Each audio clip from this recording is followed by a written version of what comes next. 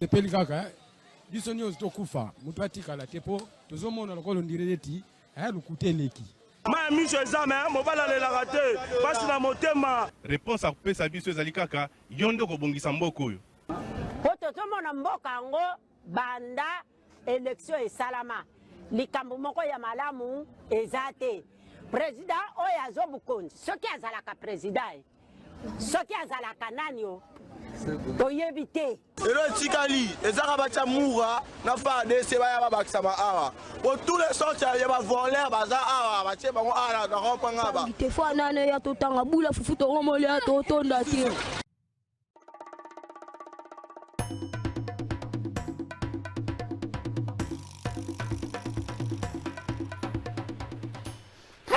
Merci beaucoup Mbote Nabino Nyonso Esika Bozali Mbote na technicien toza na bango awa na mokola lelo Gaël Yale Francis Beya les très spécial Juice Bongeli autrement dit c'est Yale batali boso na pesa Mbote bangoana et puis Mbote na téléspectateurs nyonso bakolanda biso à l'interne bakolanda biso à l'externe bino nyonso wana na pesi bino Mbote na jeudi à lelo yo 19 septembre 2024, 19 septembre 2016, 8 ans jour pour jour depuis population, opposition à l'époque, Joseph Kabila, président de la République, et Bimara na balabala, na carton jaune, m'appelle Joseph Kabila, carton jaune, Batouba Bimaka na balabala, et ça là 3 jours, Kinshasa a été paralysé pendant 3 jours, na route la Kangamaka, na galerie présidentielle, et si quand on a bureau à l'époque, la communication plus monde, la galerie présidentielle na 6e niveau na salaka 3 jours na koti lundi ti na bimaka mercredi mokolo ya mercredi la journée tango toko bima tokeina bandeko ba reporter tokena bango na ngambo ya siège ya IDPS bandeko bazalaka calciné bandeko batiaka moto bato moko batiaka moto na siège ya IDPS bazalaka calciné bandeko balalaki wana bazalaki vraiment calciné bandeko oyo bayaki kolongola bakoro wana tango abenga service yango nini service à santé croix rouge ekomema bakor bandeko bayo wana batinda nzembo moko mai na miso ezolela na kanisa image ya bazulu na Afrique du Sud sous l'apartheid bandeko bazoganga te bazolela ya koganga te bandeko ya IDPS à l'époque batinda nzembo moko combattant jusqu'à la mort combattant jusqu'à la mort je serai combattant jusqu'à la mort. Bandeko bazo tangisa ma ya miso zomona mutu aziki akangami makasi à l'époque 2016 les kama mususu pe bandeko mususu pe bazikaka na siège ya Fonis parti ya mwana mboka Joseph Olengankoi lelo 8 ans jour pour jour IDPS même na anniversaire ya commémorer bandeko na bino bakufa boyoka nezate Augustin Kabuya na ngambo moko badeo bizubu na ngambo mususu ata mama Martha sangisi bino boyoka nezate eloko ni basala kata samba na sangwa matanga IDPS même na sangwa matanga bozoko boyoka na te bandeko wana basalaka ba combattant basalaka ba militant ba membre ya IDPS melelo même pona bosangisi pona ko kanisa bango bozoko ko sangana te eloko ne ko sangisa bino po fete kabola kaza ba o ya lebe ba chere biloko be na sangwa matanga sangwa matanga nde sangisa ka bato Kabuya na de bizubu boyoka na te moi c'est la parenthèse moko mbango na fermé yango. Est-ce que Martin Fayulu prend désormais fait et cause pour Félix Tshisekedi? Est-ce que Martin Fayulu prend désormais fait et cause pour Félix Tshisekedi? Est-ce que Martin Fayulu a compris oyo balde comme ça na opposition bazo comprendre que désormais il faut tokende na angle oyo ya biso nyonso tocha mandoki na biso contre le pouvoir ya Rwanda ya Paul Kagame tokobunda biso na biso mbalasima soki to arrivé ko neutraliser monguna na partie est de la République démocratique du Congo. Est-ce que yango wana ndem de commenter faut la comprendre to vendre lango na émission na biso ya mukola lelo bandeko ya opposition mususu balobi Martin Fayulu n'arrive plus à mettre sur les épaules de Félix Tshisekedi abus nyonso, déviation, c'est ça la Manamboko, même la gestion, il n'arrive plus à mettre sur les épaules de Félix Tshisekedi. Et l'Okoni n'est changé par Fayulu na minito. Donc vendre lango, l'émission Nabiso, ya mokola l'homme. Le FCC, famille politique de Joseph Kabila, ils ont dit qu'on déplorait dégradation de la situation sécuritaire de manière continue sur toute l'étendue du territoire national. Lobela Kiango, et pas le secrétaire général adjoint Jean-Pierre Lacroix, Oyo, Azalaki na Kinshasa, Mikolo, Meutukoleka. Est-ce que les FCC Azako agir une expérience, il y a gestion passée, Yango Oyo Nyoso, Bazomona Lelo, Bayebi Ndenge Soukaka. FCC Azali partante pour un dialogue, pour Ayebi que, selon Bango, ma problème Nyoso Oyo, Ezana Mboka Oyo, Ezali dictature Oyo, Ndeko Félix Tshisekedi, Ayeko Zongi Saramboka. Bazali d'accord, te dans les Kambotali dialogue, bazako rappeler que Félix Tshisekedi a respecté un engagement na yete batangi Genève, batangi ce qui Kenya na Vital Kamerhe, batangi accord FCC cash. Peut-être qu'il fallait que baki sape baati lukwebo na habité mais FCC azali d'accord te na démarche wana. Donc vendre lango penza na émission na biso ya mokolo ya lelo. Merci beaucoup. Juste Bongeli, toke na ngambo ya primature pe na Assemblée nationale. Des initiatives parlementaires, ezali ko viser Maman Judith Tuluka, Maman première ministre. Ezali bongo misala ya ba député mibale to pe ba initiative ya ba député mibale. Maman Judith ne mutali boso, bazali ko viser. Bazali ko viser Maman Judith na député Crispin Bindoule, bazali pe ko viser Maman Judith na député Gary Sakata.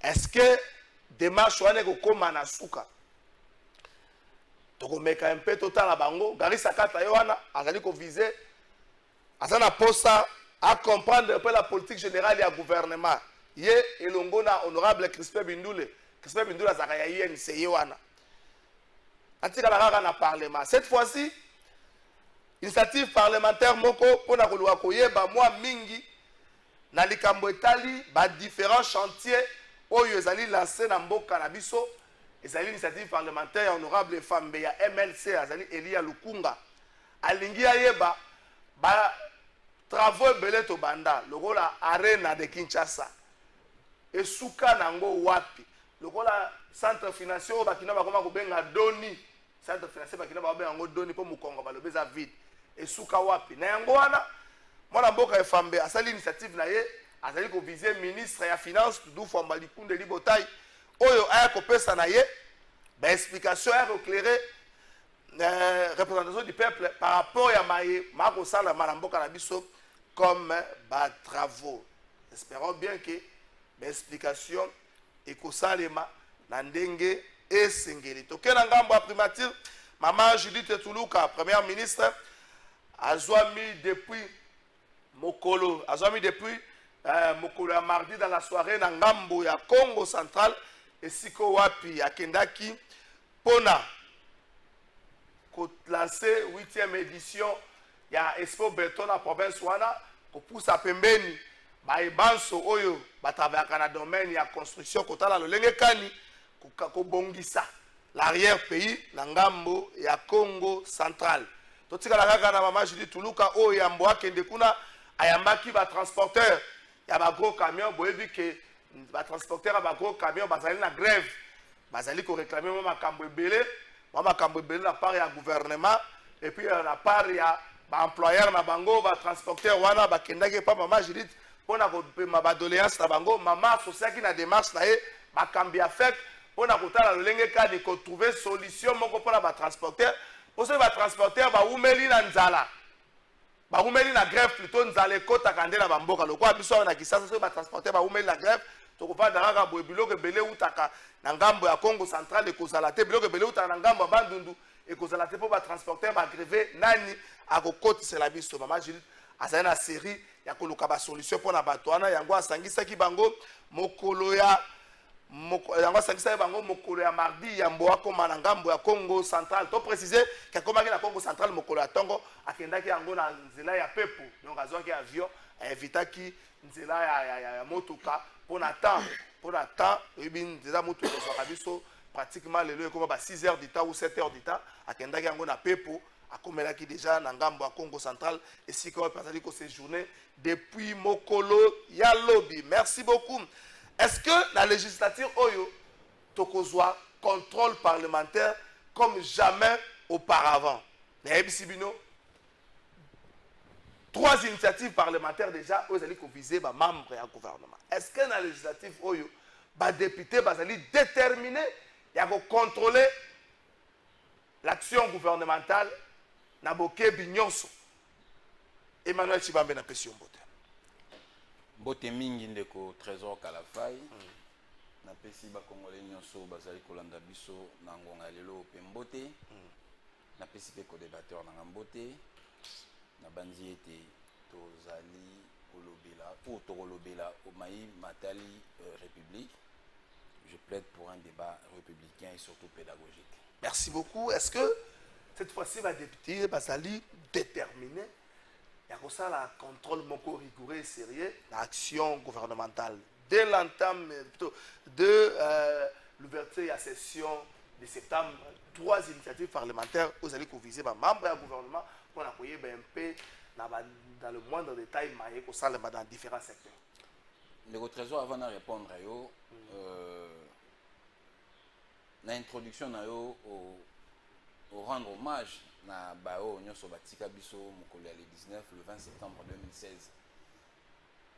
Surtout na mayo ele kanaka mingi na siège à partir de so UDPS oyo bato nyoso bayebi que l'ancien régime etinda batu basoda baya ko calciner, c'est ça le verbe, baya ko calciner batu. Moi j'ai vu à perdre même un de mes amis qui était aussi proche Lukusa.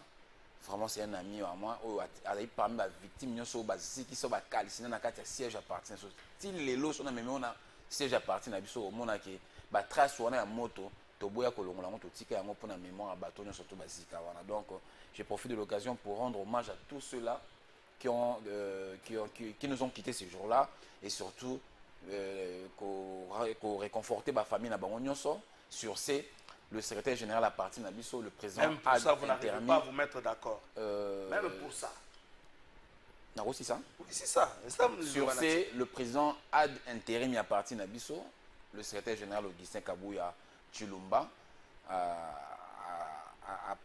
saigné dans les combattants, tu as observé vraiment 2 jours. Il y a le 19, dans le lobby vendredi, mais c'est aux alas. Na cathédrale na paroisse Saint-Dominique na 13e rue Lumété. En mémoire, il y a des combattants nyonso bakufaki mokolo le 19 na le 20 septembre 2016 jour pour jour 8 ans. Donc on a signé des combattants nyonso tout ya ko se recueillir pour na 2 jours wana surtout mokolo lobby vendredi na paroisse Saint-Dominique ya Lumété na 13e rue pour to kanisa bao nyonso batika biso parce que basengara tout simplement que Evariste Bouchab nani asalaka c'est l'organisation élection oui mais précédemment ils avaient dans nos marambo 2015 mambo rivière constitution tout ça et puis tu as eu le bagage en 2016 il faut élection ça là tout ça bonabo à l'époque c'était Evariste Bouchab veut pas m'intéresser il faut pas oublier c'est ça l'histoire on ne peut pas tronquer l'histoire elle reste telle que ndengezali c'est pourquoi vraiment on a saigné Batons surtout bien qu'on recueille, mon compte parti na biso ça signé qui il y a pas de toi quand mon compte parti mon code donc point de besoin le bagage koyo kanate ba ba monique ba kamba maté pas au 19 nous sommes en démocratie ba ko ça paye IDPS na bango ba noter ba signifier que IDPS par exemple visible on est en démocratie mais UDPS tu sais qui dit c'est connu c'est l'honorable Augustin Kabouya Chilumba qui engage le parti jusqu'à preuve du contraire. Alors pour nous on a question na de Trésor. Moi, j'ai comme l'impression, j'ai comme l'impression, parce que nous, Moussala et Salamité, vu l'initiative, justement, c'est l'impression que j'ai, de par les initiatives, l'initiative au Salama, j'ai foi que cette fois-ci, le Parlement, et les années le Parlement autonome, ça veut dire que le parlementaire, comme il faut, il y aura des enquêtes parlementaires qui se feront, il y aura vraiment des contrôles, et le ministre Obaozomanambeba,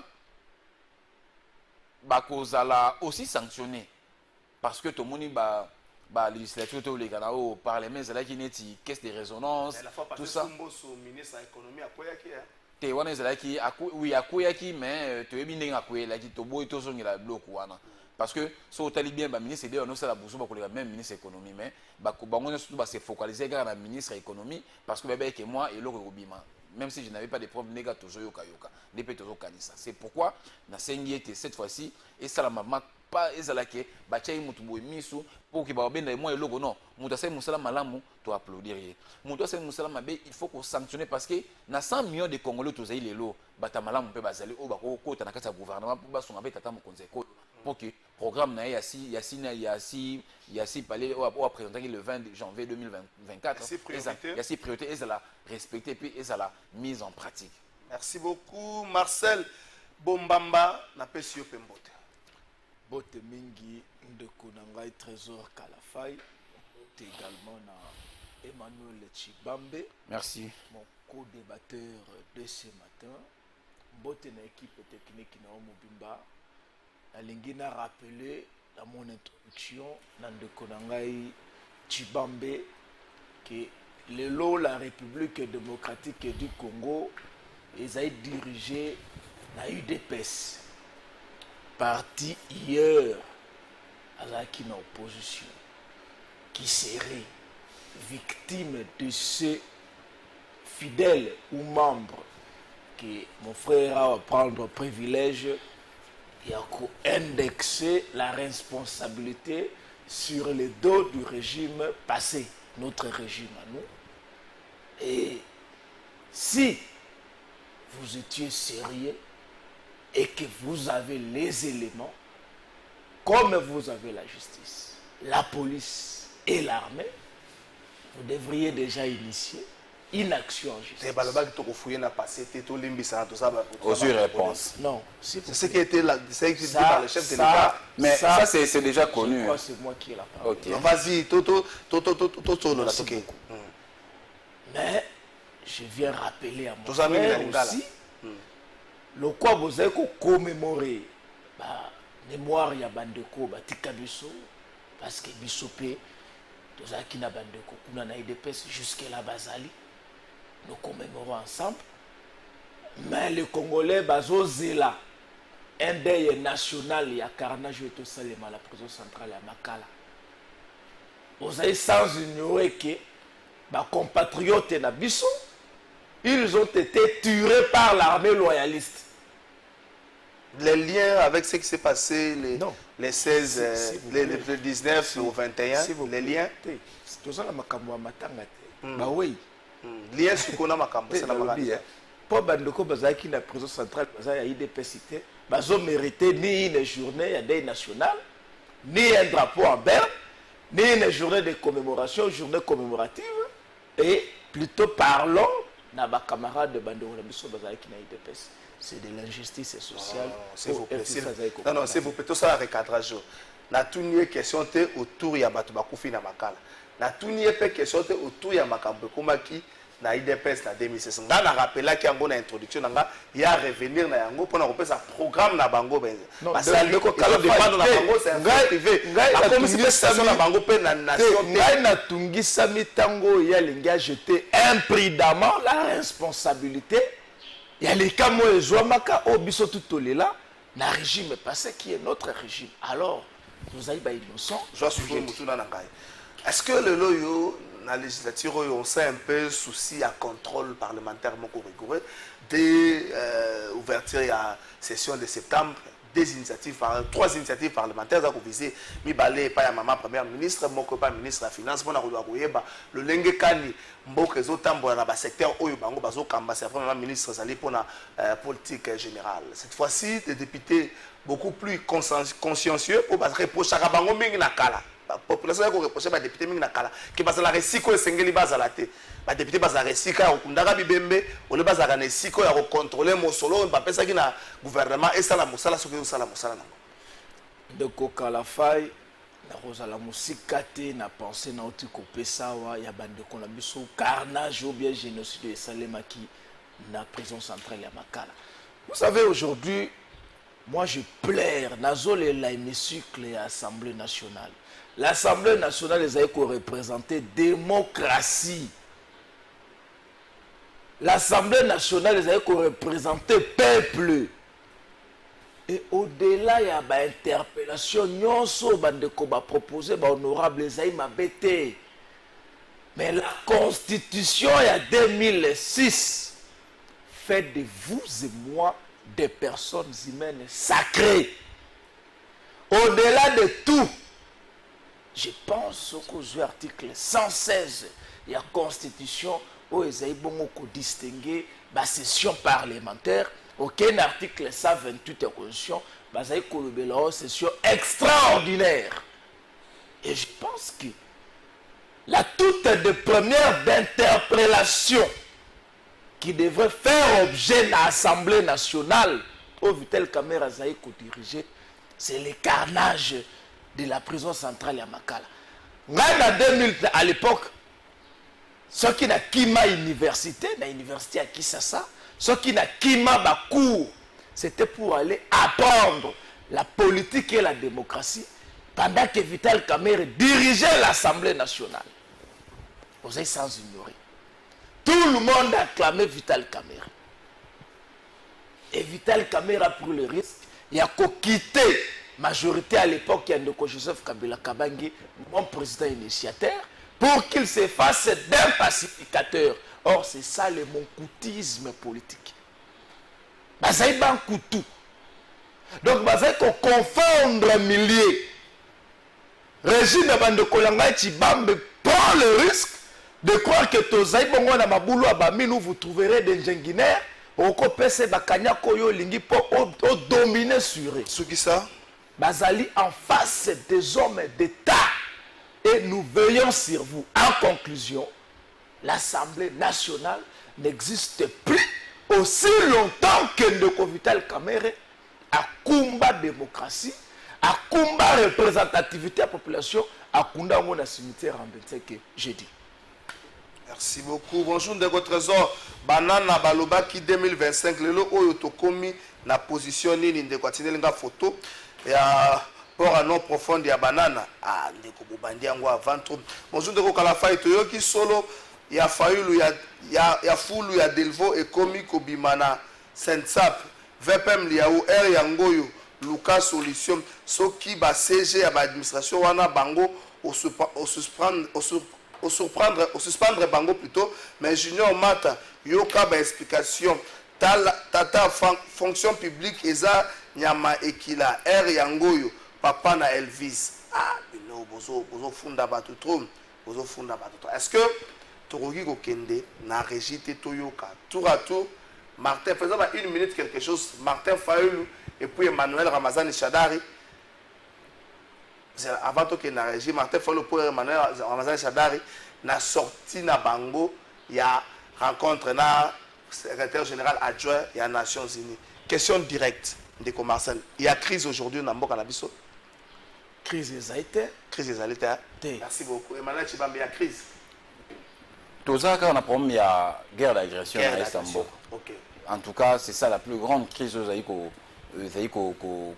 handicapé Mboka pour na mambo belé et qu'on va ça par rapport à programme Mokonza Mboka. Donc la plus grande crise que moi je dirais c'est plus je renchéris c'est celle la guerre d'agression dont nous sommes victimes depuis des années par le Rwanda et n'a pas supplétif il y a M23.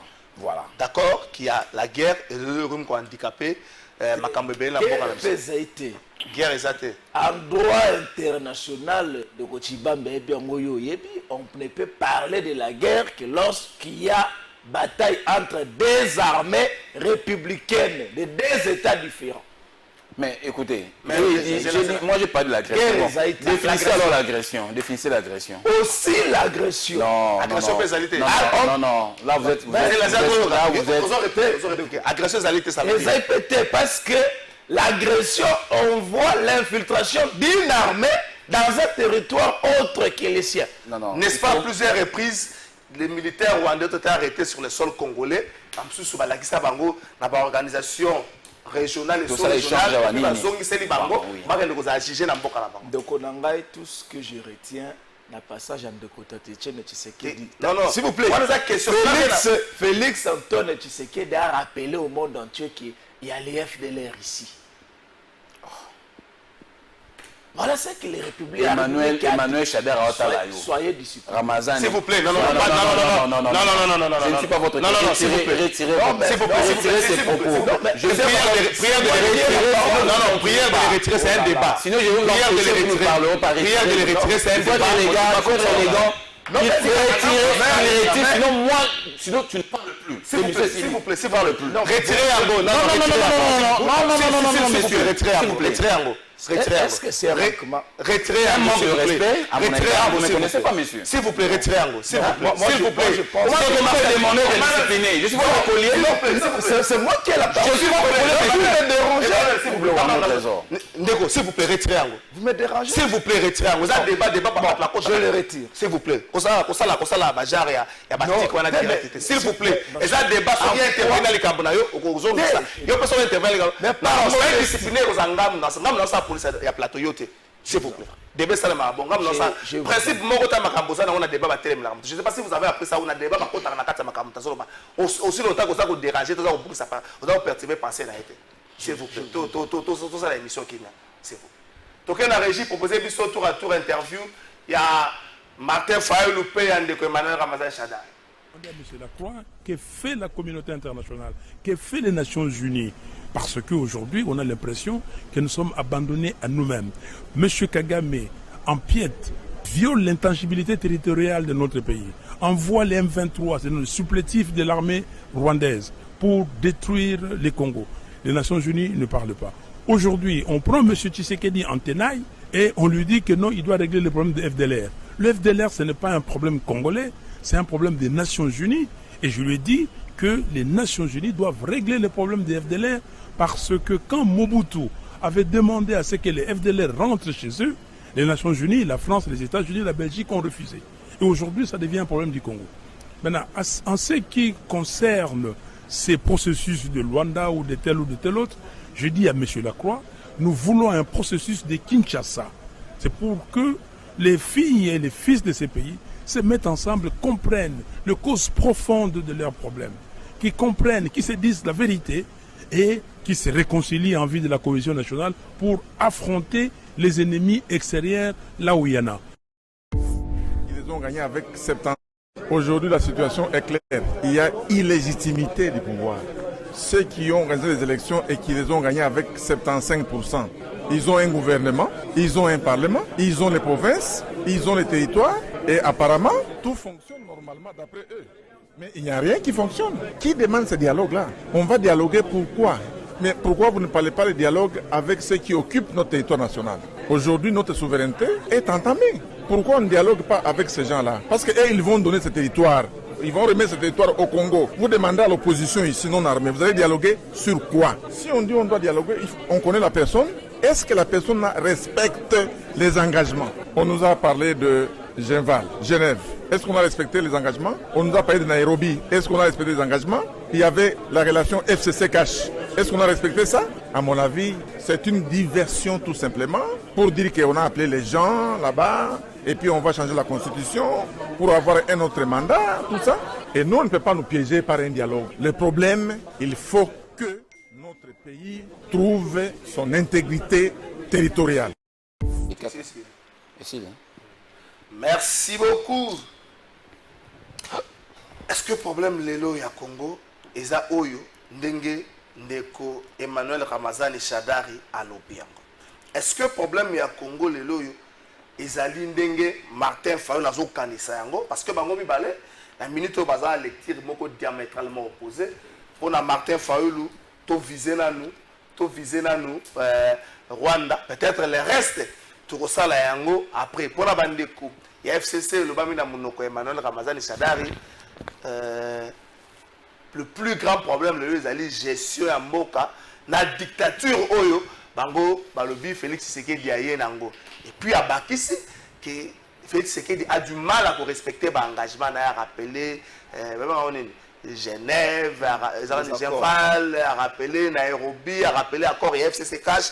Est-ce que le loyo et bon to banda na débat wana po balobi ngo liboso mupaya balobi ngo pas congolais balobi ngo liboso mupaya est-ce que balobi to tika na débat wana to la l'essentiel ya mambie ezokomela biso po to kende na solution de Marcel. Merci beaucoup. Sur 3 minutes. Merci beaucoup Ndeko Trésor et je dois présenter mes excuses à la population parce que nous l'avions dérangé aussi à mon co-débatteur. OK, merci Emmanuel beaucoup Chibambe, pour se faire plaisir. Congolais.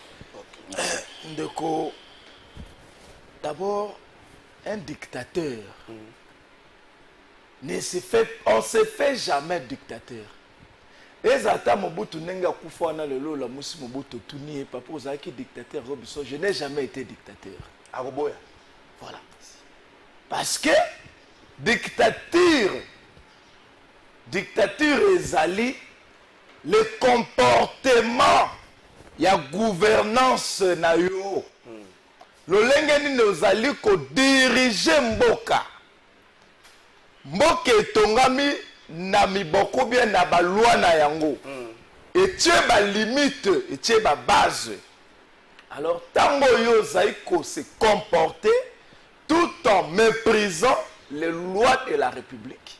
C'est par là qu'on s'inscrit dans la logique dictatoriale. Et tango permanent nangai, professeur et docteur Emmanuel Ramazani Shadari, alobiango clairement que les régimes en place à soumettre la Congomani à la dictature moko non précédent ou sans précédent. C'est vrai parce que la loi les lois ils allaient respecter. Ce qu'on a liberté, il y a expression. Ils allaient l'un des piliers, il y a démocratie. En tout cas, c'est sur la placité.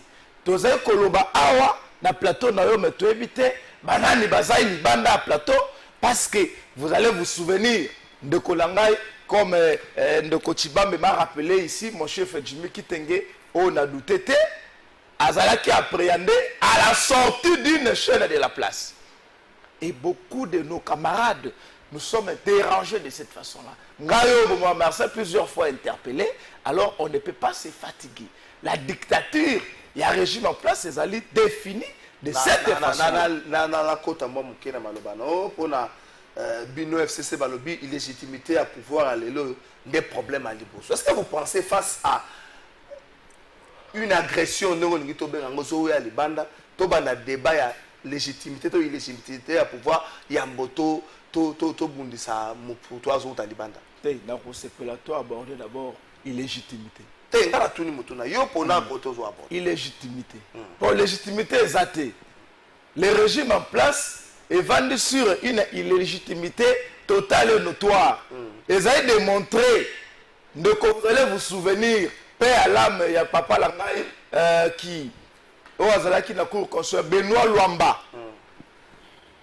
C'est sur base il y a des notions précipitées, influencées par le régime. Bateau et Chavirawana. Régime de Tshisekedi est renversé, c'est renversé à partir de Mukolowana. La composition il y a des membres, il y a cour constitutionnelle qui devrait respecter la constitution. de Félix a violé intentionnellement. Et Bissot Bandara Kozela, qu'il soit interpellé par le Parlement sur pied. Il y a haute trahison. Chose qui n'a jamais eu lieu. De deux, de Tshisekedi a Poussani pour nommer les animateurs. Il y a Seni, de Kolanga et Trésor Kalafai. Oyebi, qu'est-ce qui s'est passé? Caporalisation, il y a appareil électoral. Ozali Sansobe Bengami, l'une des institutions d'appui à la démocratie. Mais là-bas, vous trouverez un certain Didi Manara, qui est allé sous prétexte d'un PV à PPRD. Mais jusque-là, les PPRD, depuis tous les l'Assemblée passée, il y a un régime légitime au Kabila Pesakan de Tshisekedi. Pouvoir de façon pacifique. Régime légitime. Illégitime total. Alors, Seni, Nini, ils ont composé, opposition, ils ont représenté, prélat catholique, ils ont la protestant, bima d'ailleurs la commission, donc désordre sur désordre. C'est ce qui a fait que le régime aujourd'hui, on a permanent alors noir et sur blanc que le régime est qualifié d'illégitime. Ce n'est pas mon frère Chibambe qui va me continuer. Alors, à 30 secondes. Deko Félix Tshisekedi venait d'être nommé par le Congolais, élu, excusez-moi, par le Congolais, à 75%. Donc, il a un mandat. Il a un mandat. Il a les institutions. Il a les territoires. Alors, donc, tous les mandats, c'est que puis, comme il y a un pouvoir, va préparer l'élection. Moi, je pense que l'Union sacrée ou bien IDPS, au lieu de s'inscrire dans des ordres, c'est le temps pour eux de préparer un dauphin. Merci beaucoup, Ndeko Marcel. C'est le temps pour eux de préparer un dauphin. Merci beaucoup, Ndeko Marcel. Emmanuel Chibambe, est-ce qu'il a fallu la compris les lots Makamboyo, bande comme sous l'opposition, parce qu'on comprend. L'objet depuis un certain temps, il faut le prendre et faire cause pour Félix Tshisekedi. Même la déclaration, il faut comprendre. Il faut rêver avec un discours. Makambo par rapport à l'instabilité, c'est le Rwanda et son président Paul Kagame. Ça, c'est Fayoulou qui le dit. Donc, la communauté internationale ne peut pas rester silencieuse aussi longtemps. Nous subissons les affres de la guerre où ils allaient imposer et pas il y a Rwanda na Kagame. Ça, c'est Fayoulou. Est-ce que Fayoulou est devenu défenseur de Félix Tshisekedi? Ou encore, Fayoulou a compris quelque chose peut-être hier a compris que Emmanuel Chibambe. Non, Fayoulou, Azali, c'est un acteur politique moko nécessaire, important et mboka na biso. C'est-à-dire, c'est quelqu'un qui a pouvoir à diriger mboka olobi. Sachant que guerre au Rwanda a mené biso lelo, il y a agression. Ce que c'est que Rwanda lelo ngango, il y a ambition na il faut bosana. Même le PPRD faut bosana. Oui, même le PPRD. Emmanuel Ramazan, le professeur Emmanuel, d'ailleurs, professeur, pour devenir professeur d'université, il faut avoir défendu la thèse de doctorat. Français, on a professeur docteur. Soit on est professeur, soit on est docteur. Point barre.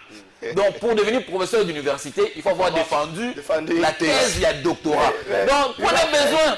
Non, pour la masse, surtout professeur, docteur, ça n'existe pas. Soit professeur, Emmanuel Ramazan Chadari, personne ne peut le contester, c'est un professeur d'université, mais inutile d'insister, il y a trop de redondance, professeur, docteur. Donc, Jean Chrétien et Cambo, avant un beau chaos, Jean Chrétien et Cambo doit s'enseigner. Donc, tu vois, donc, et le professeur Emmanuel Ramazan Chadari à lobby, ils ont zélaté. Ce qui réellement, il y a un PPRD qui frappe. Dans le bango toujours, oui, parti dans la politique PPRD, ils frappe. On a dit, je peux, mais ils ont fini, non. Ils ont raisonné, sur la réaction de PPRD. Tu sens vraiment que le bateau va perdre le pouvoir. Bazan a posé cette lobby, après lobby, il n'a pas de pouvoir. Bazan a le pouvoir.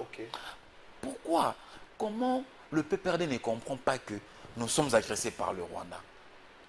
Fayoulou dans l'opposition, le Rwanda a compris ça. Même dans la résistance, cette résistance-là s'oppose aux actions de l'actuel régime. C'est de l'opposition, messieurs. Non, nous, c'est la résistance. J'ai dit ceci, je vous le concède. Vous êtes dans la résistance comme disiez-vous. Hein? Quand vous le dites, vous êtes dans la résistance. Maintenant, lorsque dans votre résistance-là, vous vous opposez farouchement, mon cher, ça s'appelle de l'opposition. Point barre. C'est ça. Non, j'en reviens. Vous voulez nous embarquer dans la famille. On n'a jamais connu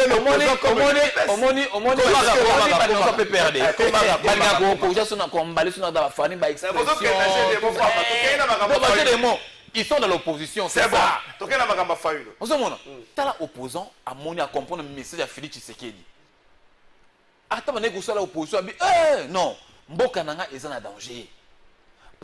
Tu sais que leur reçoit des mandats, 10 mandats, 15, 35. Souka, il finira par partir. Fin de fin, tu sais qu'il a aucun. Mais quand tu sais qu'il partira, Il faut Mboka Isa. Il faut l'aider. Non, non, va bien. Il a finira par parler. Quand vous dites quand, c'est comme soyez mis sous temps. Non, ça veut dire que attends, le PCA ni mandat. Ça veut dire que Nabi Atta. T'es juriste. Non. Comment Marcel, comment C'est que on comprend. Ça ne peut pas passer. Comment Et il y a le banini. Qui attaque Tshisekedi à pouvoir à 50 ans. Souka so asa nini a okenda ka. 50 ans. Ah, il y a 3 ans. Tu vas démocrate parce qu'il a libéré la tête. 3 ans, le 3 ans. Toi tu as la débat la tête, il partira. C'est bon. Quand Tshisekedi partira, il faut que le pays en 2028. S'il vous plaît. Merci beaucoup. Marcel, comment Toi, qu'est-ce qui te rassure aux années 2028? Qu'est-ce qui te rassure? Mboko ya mukilo ya yo. S'il vous plaît, les Congolais ne veulent s'il vous plaît. Quels Congolais ne veulent plus? Tous les Congolais. Ils veulent le peuple limité, oui. Tous ceux qui. Kabila sont la 2028. S'il vous plaît. Bon, c'est calmé. Mais on peut pas voir la solité. On peut mettre Kilo, le Bakina, Kabila sont en 2028. Mais oui, toi tu vas voter pour Kabila en 2028. Tu n'as pas un dauphin chez toi? S'il vous plaît, Marcel, comment s'y connaît? On a dauphin. S'il vous plaît. Tu sais qu'il y a des candidats.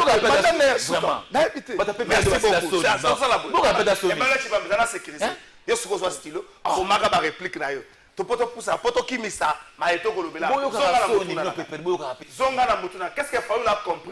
Fayoulou a compris que le pays est un abord, ils ont un risque.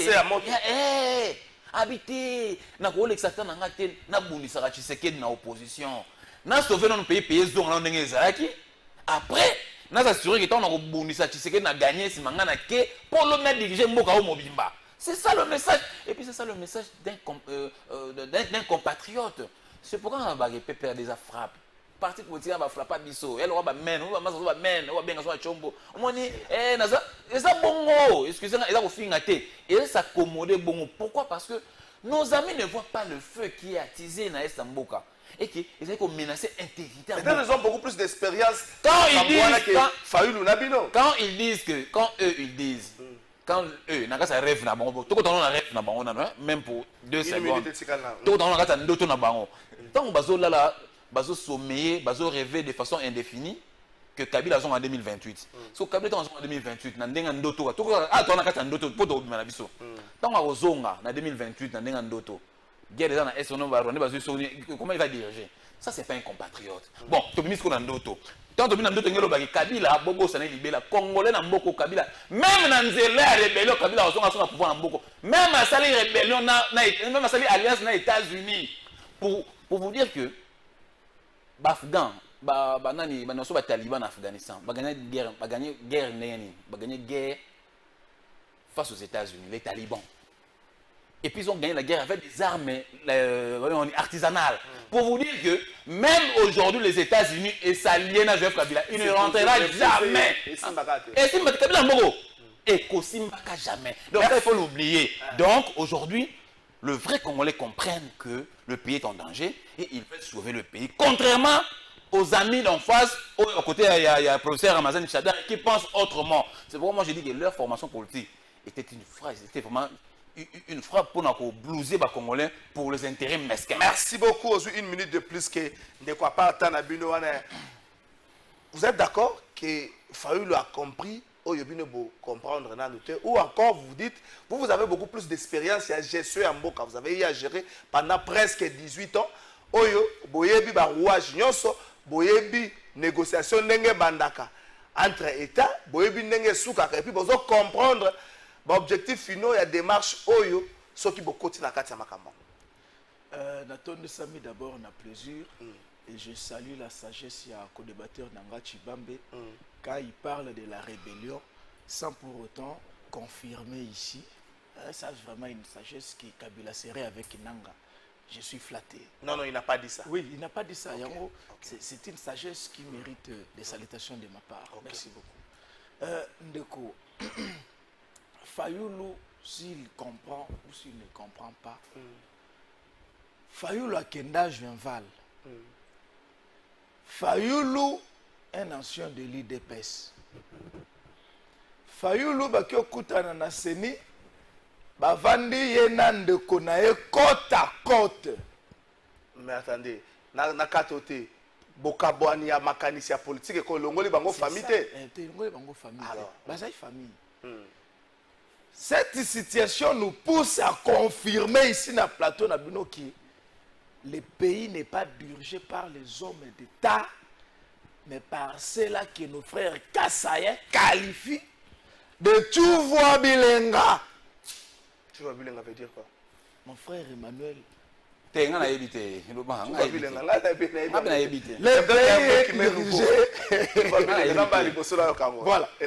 pays est dirigé par les Tchouvoua Bilenga, les juisseurs. Les juisseurs. Bazaï n'a pas ça ya république était. Même Fayoulou. Mon frère, M23 Bisoto Benganaki, sans effusion du sang. On a cédé à Félix Tshisekedi Tshilombo, chef de l'État. Non seulement un pays, mais un État. Parce qu'un État, c'est l'ensemble des institutions et une constitution qui dirige cet État, ce pays. Biso non seulement que tu as une expérience en Bokoyo, mais papa, biso to salaka na lolendo ya refonder l'État congolais. Et ça biso ba kabiliste. Coup de chapeau Joseph Kabila. On a trouvé un pays sans État. Et Joseph Kabila a réussi à faire asseoir tous les Congolais de partout. C'est pas là qu'il y a un passage à Kouloutou Nangaï qui Kouloutou Nangaï, Atundu André, Alain plutôt, quand Atundu dit, il répondait Fayoulou. Atundu a répondu à Fayoulou. Qu'à l'exception, il y a accord global et inclusif à San City. Il n'y aura plus de dialogue dans ces pays. Parce qu'opportunité a décidé de analyser. Parce que l'opportunité est sous terre. San City au Fandaki pour offrir à la République une constitution. San City au Fandaki pour mettre fin à la rébellion. San City au Fandaki pour refonder l'État. Et tout ça sur le dos de Joseph Kabila Kabange. Alors, Fayoulou qui va solliciter un dialogue. Pas trop discuter sur quoi? Le pays est en marche.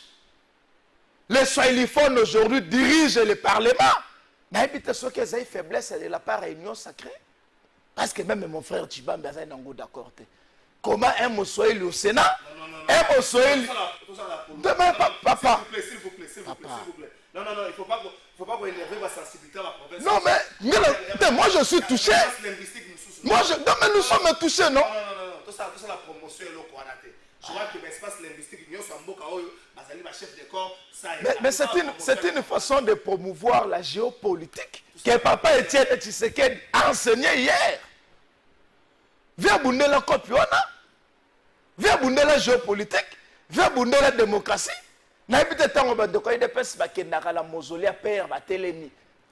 réclame quoi? C'est pour vous dire que Fayoulou est dans le jeu du régime en place. Fayoulou va utiliser. Fayoulou est utilisé. Utilisé par qui? Par le régime en place. Et nous disons, il n'y a pas opportunité. Opportunité à cause ça dialogue a été discuté sur quoi? Qu'est-ce qui ne marche pas? Tout le monde a ministère intérieur, a doté, toutes les institutions selon eux. Et discuter pourquoi? Même pour la guerre de l'Est, on ne peut pas discuter. Papa, s'il faut discuter pour la guerre de l'Est, alors là, on conseille au régime en place de convoquer Nanga, de convoquer les M3. Nanga va convoquer qui va vendre 14 mois, vous en êtes sans ignorer. Pas discuter dans Nanga. Merci beaucoup. Pas discuter dans M23. Merci beaucoup de mais pour ce qui concerne la gouvernance, protecteur et la constitution, les rendez-vous c'est 2028. Merci beaucoup. Bonjour de Rokalafai, FCC Aboyi Dialogue, toi avancé. Emmanuel Tshibambe, Kubu Kalanga Kimbi, Lela. Ah, on a compris des temps, on a compris des choses, mais Emmanuel a comprendre. Comme Tata Martin Aza favorable, Boyo Kaye, mais dans l'entretemps, taux militarisé en conséquence, FRDC, Nanga et consort, Bakokima, Bango Moko Fontaine Longangé depuis Monga Fula. Ah, bonjour de Okalafa. Est-ce qu'Emmanuel, quand il dit que Kabila oublie 2020, Kabila doit oublier 2023-28, qu'il n'oublie pas aussi Fathier à son dernier mandat, donc les deux en 2028 seront absents. John depuis Brazzaville, merci beaucoup Ndeko John. Bonjour plateau de vérité, pouvez-vous demander à notre ami du PPRD de nous donner les nombres des universités construites par Kabila, hôpitaux, écoles et centres de santé pendant son mandat? Merci Ndeko. Bonjour Ndeko Trésor, Yebisa Moutuya Kabila, Nini Kabila asalelaki biso ya malamu à part Kopé ça va fonctionnaire Soso Moko 4 personnes na kosala Batumabe. Trésor ndenge nini dossier na biso ya Snell tozali toujours dans le noir tandis que tous les voisins bazali na courant. Merci beaucoup Ndeko. Tozo s'atteler la démarche ya dossier na bino. Ah Goma bolimbisa Goma. Bonjour Ndeko Kalafa Shadari aza na raison yebisa Ndeko IDPS Félix aza Azwamboka oyo mobimbale lelo mobondo na Kinshasa et sécurité partout ezaka Kabila vraiment eza pasi ba pesa biso le peuple d'abord eza wapi tozolanda bino depuis Maluku mutape perdé wa ah tika pardon. Bonjour Trésor, c'est moi na mboka oyo HB s'il vous plaît yebisa bango basala débat comme ba responsable, il faut pas respecter l'ordre d'émission batu bazolanda bino ebele. Merci beaucoup Ndeko bazo solo là dans les bons. Bonjour Trésor, Fayulu politique Bobé Soki Mabe opposition oyo akolanda Fayulu akokoma monguna ya population ya opposition Papa Alphonse Tabarumbu. Ah Papa Alphonse. Bonjour Batouya FCC ba expliquer biso illégitimité la dictature pe modèle bakambaki mboka résultat nyonso ya lelo ezali semence na bango nde esali croissance. Aïe. Bonjour Ndeko journaliste yebisa Ndeko Chibambe bongo nde bazana pouvoir topesaki président mboka po abongisa topesaki Fayulu po topesaki Fayulu te po basala ba dialogue président aluka ba solution eza Ndeko Chimanga depuis Ngalema. Ah bato basana moi da Emmanuel te menga lobi mba dialogue ta. Bonjour Ndeko Trésor lobela biso na nu makelele ya Masasi nyonso na quartier de Bonon basoldat bakoma na bango batu ya lotoko bakuluna bazobotola nyonso. Où va mon pays Congo Kinshasa bo zongisa ata général Kanyama s'il vous plaît. Moi je serai un jour dirigeant en Mboka Justin depuis des bonhommes. Dialogue mutalobeli yango na noate. Bonjour de Okalafa avec cette démarche de Jean-Pierre Lacroix pour moi je vois déjà Martin Fayulu le président 2028 le PPRD n'a pas des chances pour un peuple aza éveillé makasi Ndeko Justin Kilumba. Bonjour Trésor, la police ya lelo je crois pas que basala formation pour un niveau ya baraté eza ebele lelo tina 2028 ba victime ba kozala ebele makasi message ya militaire. Bonjour Trésor, ceux qui mama tuluka aza prête pour na koluka ba solution eza bien mais biso peuple to vivre yango nde ezala malamu. Maman Odette Kalambayi, bonjour Kalafa yebisa Ndeko ya PPRD atika makambu oyo azolinga asala na plateau na yo awa wana eza palais na biso jamais topesa tosepelaka na dérangement muninga même si aza ya IDPS. Merci beaucoup. Bonjour journaliste, émission eza bien mais j'ai oyo Ndeko ya PPRD azosala eza manque ya respect pour na biso bakolo émission atika muninga apesa ya yeba kanisi Dudu Kabuya Ndeko de Kabuya so bongisaki Kabuya. Emmanuel, le danger c'est quoi? Est-ce que tu peux perdre bazo banga te que dialogue nyonso na Congo soit un partage à pouvoir? C'est vrai Martin Fayulu ne parle pas d'un partage à pouvoir. Martin Fayulu parle d'un solo après c'est ça yango au-delà du processus de Luanda, au-delà du processus de Nairobi, allié processus moko ya Kinshasa oyo kosangisa alobi bien fils ya mboka oyo poto sola. Est-ce que crainte n'est pas pété? Crainte abandeko ça légitime te ko banga so to fandi lisanga bonga yebo la déclaration de tabache nous partage à pouvoir. Si to tango yebo la déclaration de titularisation de terre partage à pouvoir. D'abord nangena 30 secondes ndeko moko abengi na lobike Ndeko Emmanuel Kabila zona pouvoir 2028 ndengeni o so yichi seke. Mais écoutez, constitution le bas des mandats OK, est-ce que boy sanga na imaginer Kabila zona pouvoir bandeko. Atabino moko vraiment. Yongo nga lobike Kabila bosa na mboka oyo azonga sona pouvoir te tant que dans la constitution azonga sona pouvoir te. Et puis ma belle celle ba congolais oh nenga bomisa ba congolais nanga boyango nanga bosanyango pona 10 ans ka soyi 10 ans les cas ba congolais ba bosanyango na sina bon nenga na lobby kabila ozonga pouvoir parce que c'est ça d'ailleurs mandat na wana nenga constitution lobby pour doit changer en azalité. Donc sur ce point il faut être d'accord nanga de quoi tenir message. Deuxièmement, moi Emmanuel Tshibambe, moi je n'ai pas d'ailleurs moi je ne soutiens même pas de dialogue. Na format nenga Fayulu Azosengela, moi je ne soutiens pas ça. OK. Hier, j'étais dans une émission quelque part. J'ai dit ceci. Si Fayulu, il y aura contribution dans la si il y a Fayulu, il y a Pessi. Si il y a est-ce qu'il faut aussi un dialogue et ça sous l'égide de deux? Non, moi je ne trouve pas d'opportunité. Non, il faut te préciser. Dans le débat, il y a début à Fayulu, à l'Obaki, sous l'égide de il y a Pessi Makanis.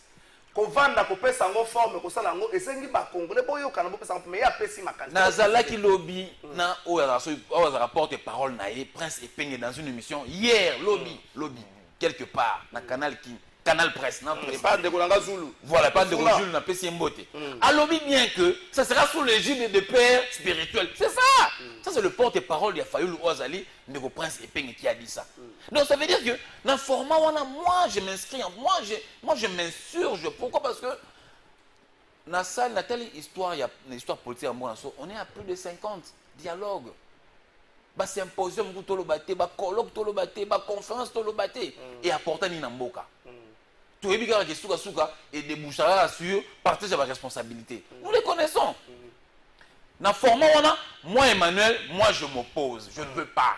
Mais si c'est dans le cadre, moi j'ai donné un conseil à mon grand frère Fayulu. Et ça dans quel cadre? Moi j'ai conseillé à mon grand frère Fayulu. Je lui ai dit hier à la télé, il doit passer à Kitoko. Pour la cause nationale, moi j'applaudis. Ça la boye. Zoa Batuna on a décidé. Aujourd'hui Prince Epenge.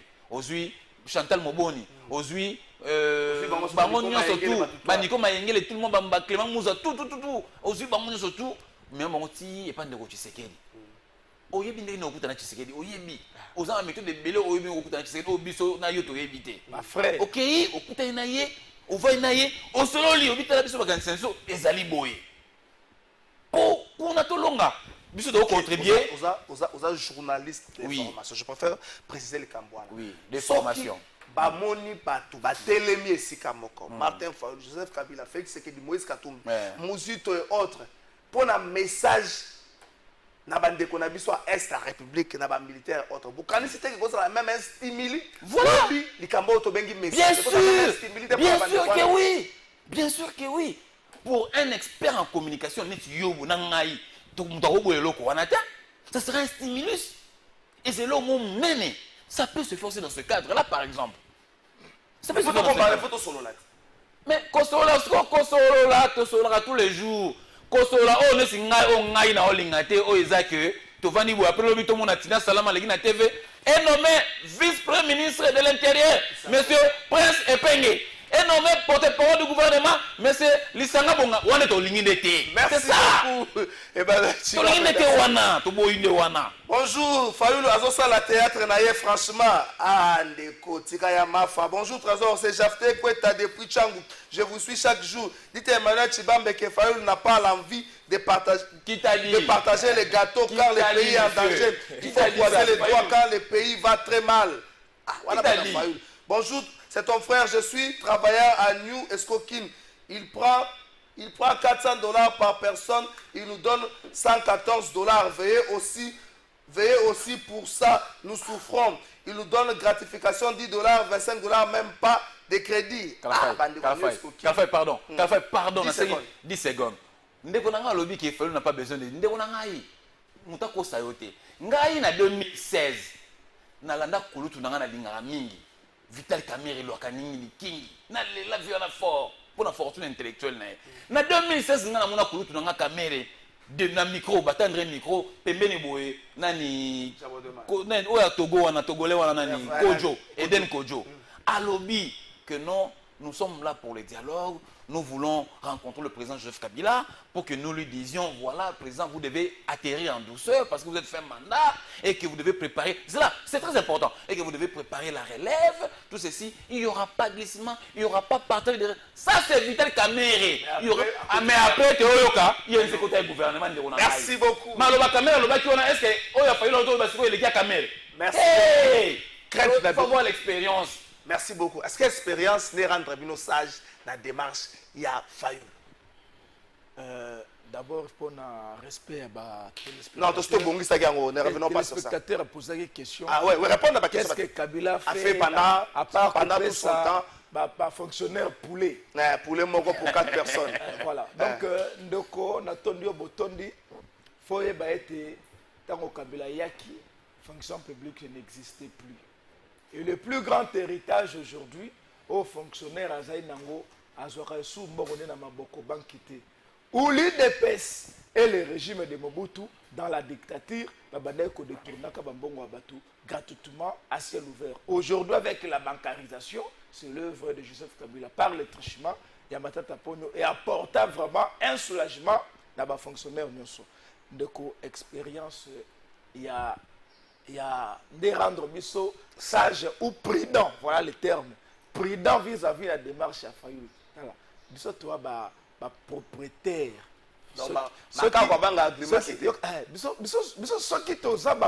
Propriétaire, il y a pays RDCT, mais nous sommes les propriétaires de l'État congolais. C'est-à-dire qu'il y a Bisso. Joseph Kabila n'est mokolo État congolais. Tika makambo na papa. Makambo ngolo. Joseph Kabila mokolo État congolais. Congolais ba beta wa pamba papa. Ayeli yo. Constitution na mboko ezalaka. Ezala. Ezeko Ezala OK madame. Ezeko 4e république. 3e république. Vous savez Mobutu a réalisé combien de constitutions? Ezalaka. On peut pas aménager un débat de constitution parce que même si on a aménagé un débat pareil, l'unique constitution est transférée pacifiquement pouvoir, c'est la constitution de Joseph. Mais ça libère beaucoup de constitution. Oui, Sali Kevan a plus de 18 ans au pouvoir, ils ont eu Kabila. Et comme ça, sur le plan organisationnel, il y a l'État congolais propriétaire dans la Joseph Kabila. Oui, le Congo, biso ba Congomani toza propriétaire RDC. Il y a pays. C'est pour cela les jeux ou les rôles que le régime en place a donné à Fayoulou. Biso to ebinenge bandaka. To ebinenge. Oui, s'il faudrait rejoindre penser à Koulout Nangaï qui Azaria Sourouberoi via lobby la RDC sans les négociations. Et ça est difficile. Et le vieil a renchéri pour dire il a passé toute sa vie dans les négociations. L'opportunité c'est quoi? Parce que tant qu'on a posé une négociation, il faut la suivi d'une opportunité. On va négocier sur quoi? Et on a vu sûr que Kabila a côté pouvoir dans la négociation. Kabila a quitté le pouvoir dans la négociation comme tout fédérateur. Merci. Ça c'est un devoir de mémoire que le Congolais il faut pas retenir. Alors, tout ça, la maîtrise et la budget. Nous, c'est qui nous